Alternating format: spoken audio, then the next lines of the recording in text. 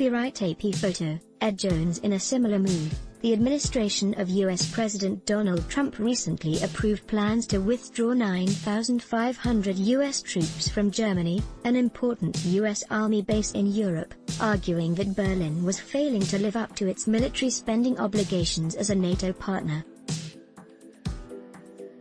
The U.S. Department of Defense has presented the administration of U.S. President Donald Trump with options to cut the U.S. military presence in South Korea after Trump's demand for Seoul to significantly increase payments to Washington for U.S. troops stationed in the country, The Wall Street Journal reported on Friday, citing a Pentagon official.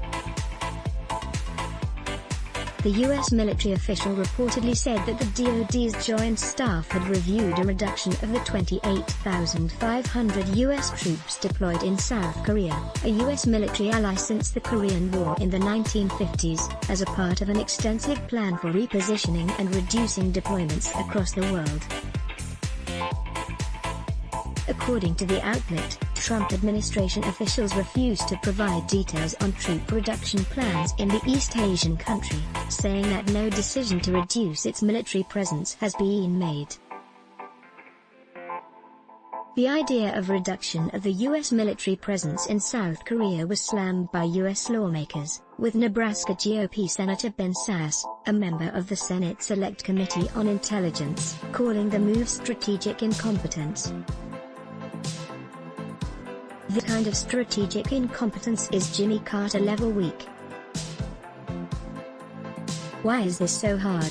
We don't have missile systems in South Korea as a welfare program, we have troops and munitions there to protect Americans, Sasse said in a statement on Friday. Our aim is to give the Chinese Communist leadership and the nuclear nut tyrannizing his North Korean subjects something to think about before they mess with us. The disclosure came soon after Trump in late June approved a Pentagon plan to pull 9,500 troops from Germany after he said the country was failing to fulfill its spending obligations as a NATO partner. The president argued that Berlin only pays 1.4% of its gross domestic product, GDP, toward defense, at the time when the non-binding NATO standard is 2% of GDP. The move was met with regret from Berlin, with German Defense Minister Annegret Kramp-Karrenbauer saying, "We on German soil are also contributing to American security." However, Secretary of State Mike Pompeo later said the forces would be redeployed somewhere in Europe to make sure we're postured appropriately to counter China.